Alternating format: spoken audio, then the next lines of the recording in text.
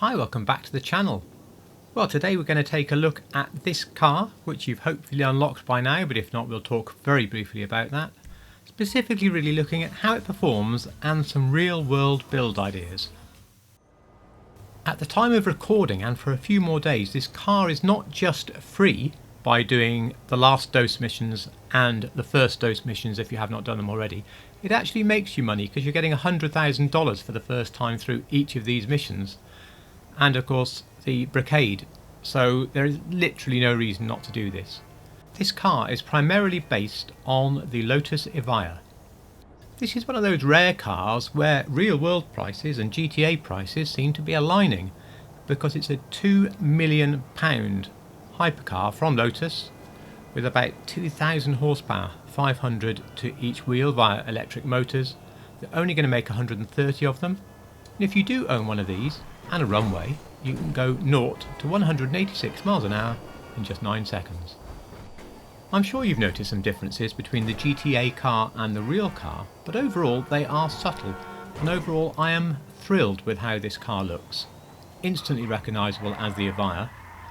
I'm also very pleased with Lotus in a way, because they've managed to make what is probably quite a heavy car and something very different to previous cars, and yet instantly you look at it and you see that Lotus DNA shining through. The Elises, the Exiges, the Evoras, cars like that, the styling of those are all encapsulated in this car. I do enjoy driving electric cars in the real world, but as the owner of an Elise with a high revving engine, manual gearbox, I do feel that a lot of the thrill of driving is taken away by any sort of car like this, regardless of how fast it is. That doesn't really matter because I don't have the £2 million that I require to buy one. I view this car more as a statement of intent from Lotus, saying look, we may be forced to incorporate some electricity in our cars from now on, but look, don't worry, they'll still be fun. I hope watching this howling around the streets, or should I say buzzing around the streets, has inspired you to go and do those missions if you've not done them already. But of course do wait for the video to finish. Well, now we're on the track, let's talk about how the car drives. The acceleration is enormous and it starts pretty much from zero, unlike the live wire bike that takes a little while to wind up into the high acceleration. It's really staggering and can easily get into trouble on the streets, to be honest. The brakes are powerful and reassuring, and when it comes to the cornering, I would say truly excellent. You see the back just popping out there, and you'll find the car handles very much like a lot of the mid-engined cars in the game. Now in the real world it may have the same power to all four wheels, but I get the feeling in the game there's more going to the backs than the fronts, which is just wonderful. The limited top speed is the only thing that keeps this car really from being top of the supercars class, but in town when you're accelerating and braking constantly, this must be one of the fastest things available. A few customization hints. This livery, as you can see compared with the Lotus Configurator, is partly true.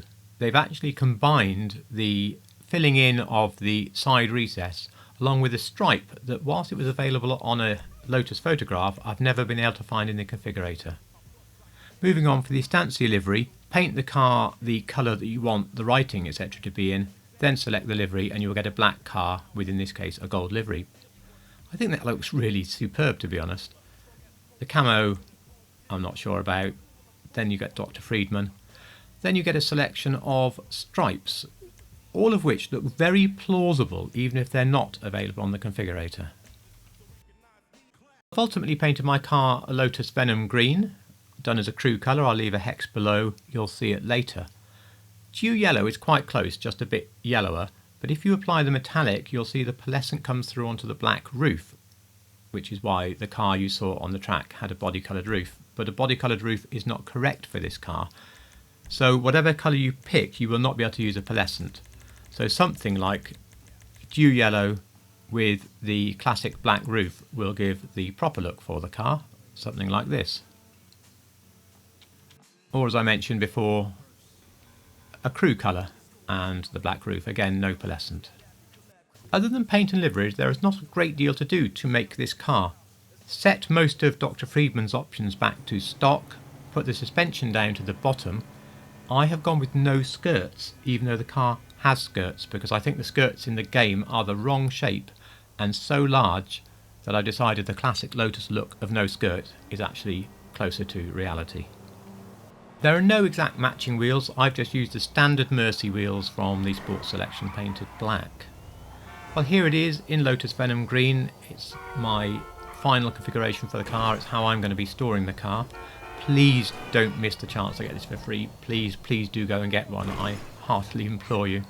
If you enjoy real world cars and building your GTA cars to look like them, then you may well consider a subscription to this channel. That would be much appreciated. I think you would enjoy it.